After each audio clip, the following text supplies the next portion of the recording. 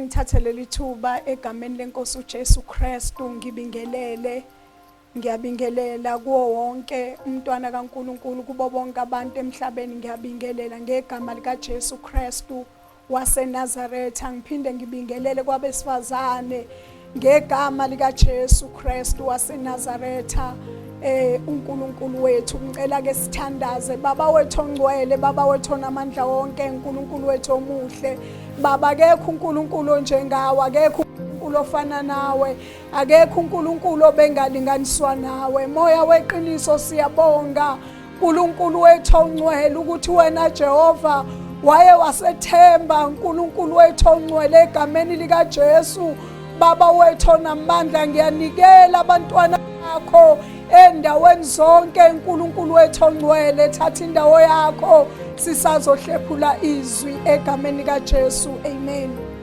haleluya ake ngibingelele egameni lika Jesu ifamily yami sinayo la endlini egameni lika Jesu Kristu waseNazaretha namhlanje kuusuku lwabesifazane sizokhuleka egameni lika Jesu Kristu waseNazaretha ayikho enye into esingakwazi ukuphumelela kuyo uma sikhohlwa ukukhuleka uma sikhohlwa ukuthi impilo yethu haleluya iyakhelwe nasemthandazweni egameni lika Jesu waseNazaretha izinto zethu ziyaphumelela ngenxa yoqinisela elithi izwi lenkosi abapostoli uJesu esenyukile sebese ekamereni eliphezulu bakhuleka baqinisele egameni lika Jesu Kristu waseNazaretha ngiyathanda ke sivule lezwi lenkosi elisenhlizweni yami egameni lika Jesu sizovula nje izwi lenkosi uJona egameni lika Jesu Kristu waseNazaretha simbonge kakhulu uNkulunkulu ophakeme egameni lika Jesu uNkulunkulu wethu uNkulunkulu ongalali uNkulunkulu ongezeli uNkulunkulu omile ngakithi egameni lika Jesu Kristu waseNazaretha baba wethu uNkulunkulu wethu osithandayo uJona chapter 2 egameni lika Jesu la lifundeka kanje izwi lenkosi uverse 1 wakhona uthi uJona wakhuleka kuJehova uNkulunkulu wakhe esezibilini zenhlanzi lasiphinde uJona wakhuleka kuJehova uNkulunkulu wakhe esezibilini zenhlanzi baba izwi lakho liyaphila namanje baba wena ozokwazi ukulichaza uNkulunkulu wethu omangalisayo ngegama lika Jesu amen ngiyathanda kafishane ukukhuluma ngale ndaba egameni lika Jesu waseNazaretha sonke le ndaba siyayazi abanye bethu bayifunde esikoleni egameni lika Jesu singakambulekelwa insindiso egameni lika Jesu ukuthi ngelinye ilanga uJona wathunywa uNkulunkulu emthumela eNiniva ethi akayoxwayisa umuzi omkhulu ukuthi abaphenduke noma uzobabhubhisa uma bengenzi kahle egameni lika Jesu lithi izwi lenkosi uJona waba nokwesaba okukhulu egameni lika Jesu Kristu waseNazaretha uJona wahamba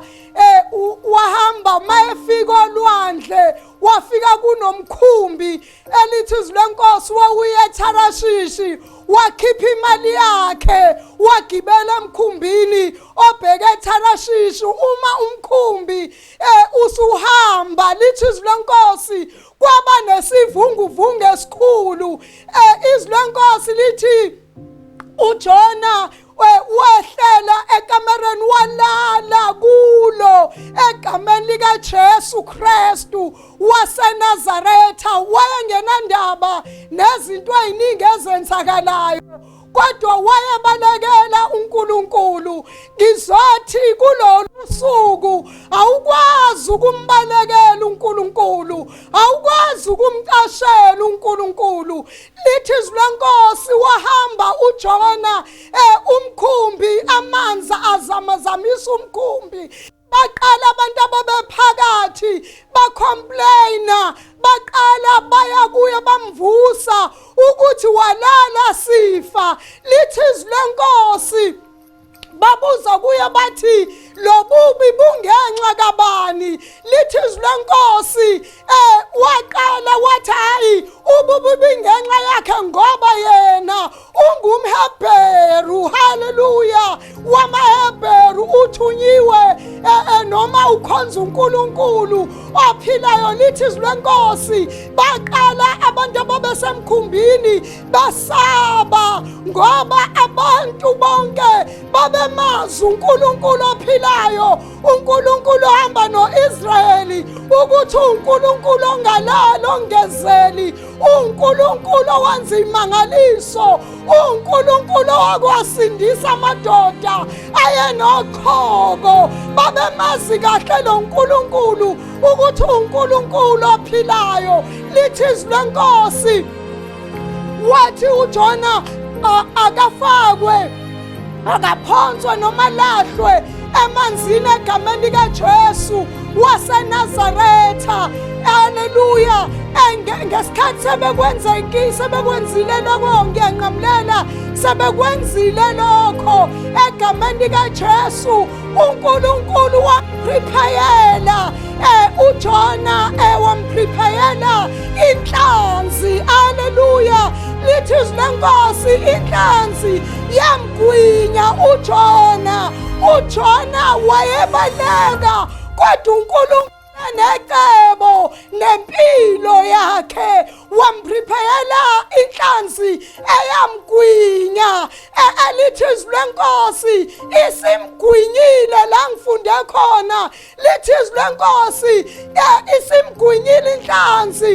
uJona wayazi engakhohliwe ukuthi ungubani.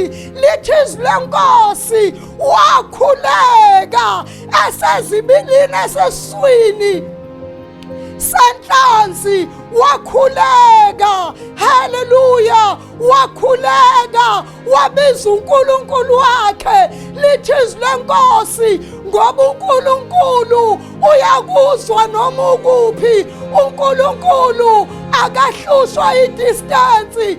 uNkulunkulu wamuzwa esemanzini, wamuzwa esenhlanzini, wamuzwa wawuzwa umkhuleko wakhe. Haleluya!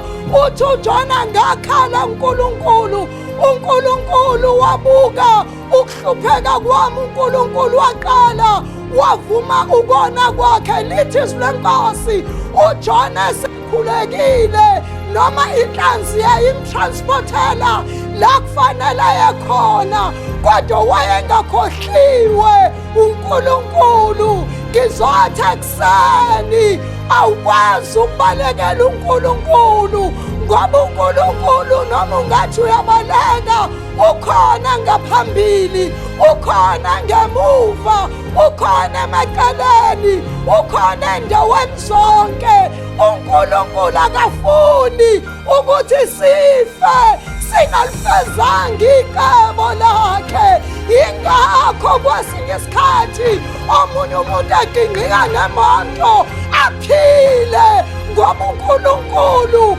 unecebo nempilo yomuntu. uNkulunkulu akafuni ukuthi sihambe emhlabeni i-assignment yethu singayenzanga.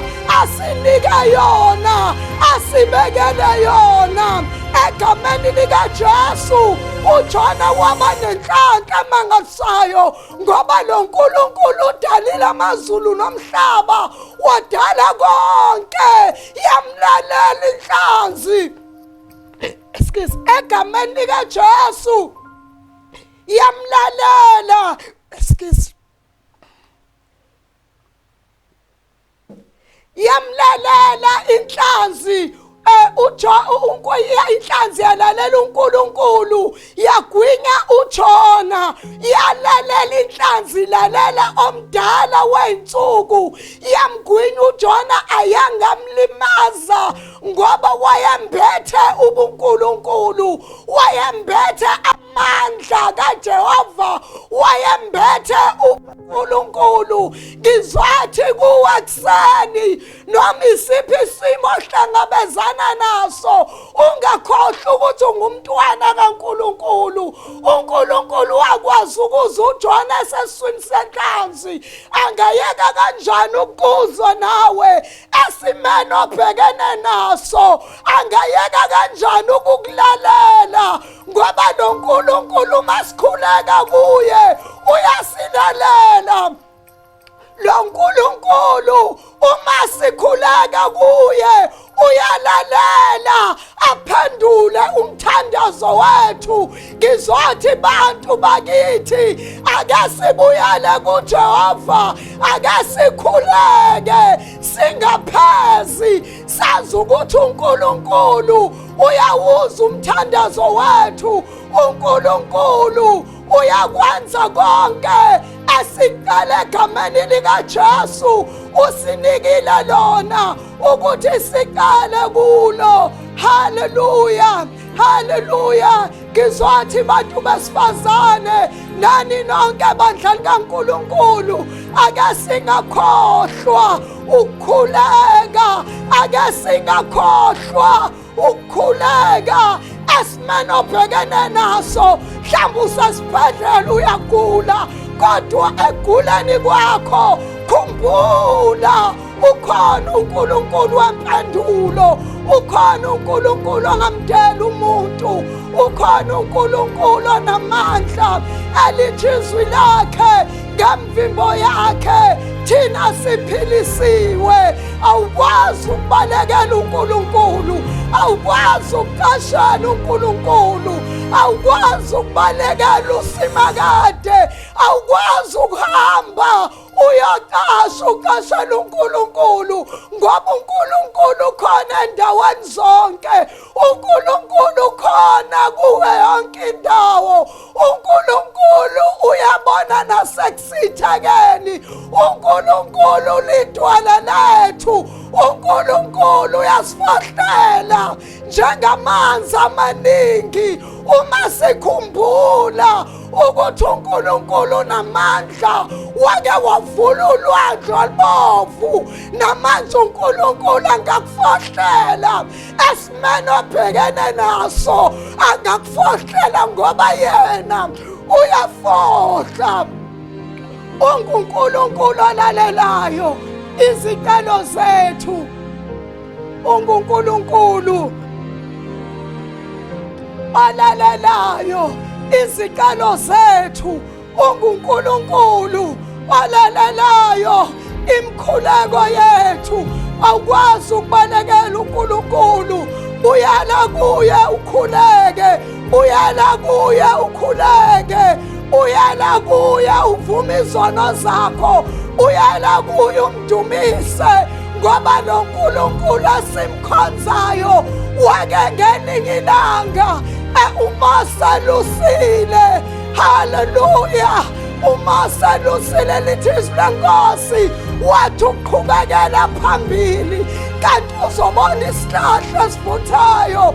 Esihlahleni kwaphuma izwi elithi mazi zikhumule imbadada zakho ngokuba indawo wami kuyo ingcwele. Awukwazi ukubalekela uNkulunkulu, wayethi ubalekile uMose eGibhithe kanti uNkulunkulu necebo nempilo yakhe.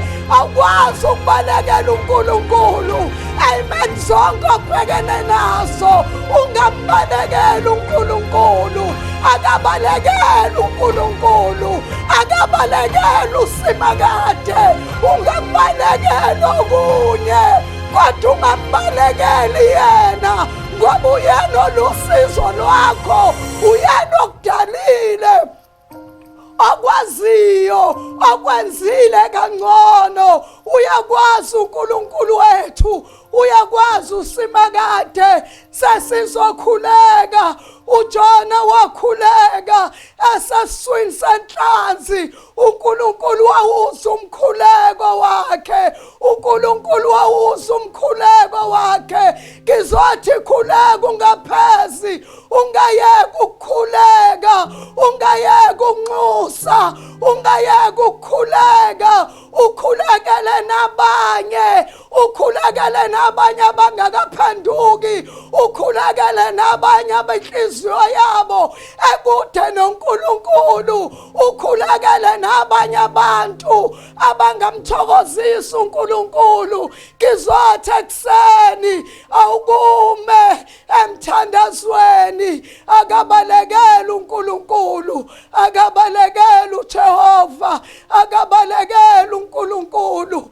Kwahlula uJona ebaleke ethi Tarashishi, kwasho ukuthi uNkulunkulu ukhona endaweni zonke, ukhona kukho konke. UJehova wamabandla, unguNkulunkulu ongcwele. Ngiyacela ke sikhuleke. Baba wethu ongcwele, Baba wethu onamandla wonke, uthembekile uNkulunkulu wethu, uthembekile Baba wethu onamandla. Abanye besebelibele ukuthi Baba wethu ongcwele ubabizile ngecebo lakho. uNkulunkulu wethu ongcwele, siyabanxusela ekuseni, sibaletha kuwe uNkulunkulu wethu egameni likaJesu waseNazaretha. Moya weqiniso, uNkulunkulu ongcwele, imndeni yabantwana bakho iprotection evela kuwe. Moya oyingcwele, sikwethembile Baba nakulezi insuku. Sithembe wena uNkulunkulu, sithembe wena Simakade, sithembe wena Dwala. Moya weqiniso, siyabonga Baba, unguNkulunkulu wethu, asinalo elinye ithemba, sithemba wena njalo egameni likaJesu Kristu waseNazaretha. Amen. Ngithathele ithuba egameni likaJesu Kristu ngibonge bafundisi, ngibonge bengaleni zami ezingisizayo njengamanje. Ngibonge nakumaye ekhona, ngibonge nakubazalwane bonke egameni likaJesu waseNazaretha. Sibonge kakhulu nakuleadership yesonto, sibonge egameni likaJesu. Siyambonga uNkulunkulu, uThixo anigcina nenzele okuhle. Ngicela ukubusisa umusa weNkosi uJesu nothando nokuhlangana kaMoya oNgcwele akubuse kulona loya zabuJesu.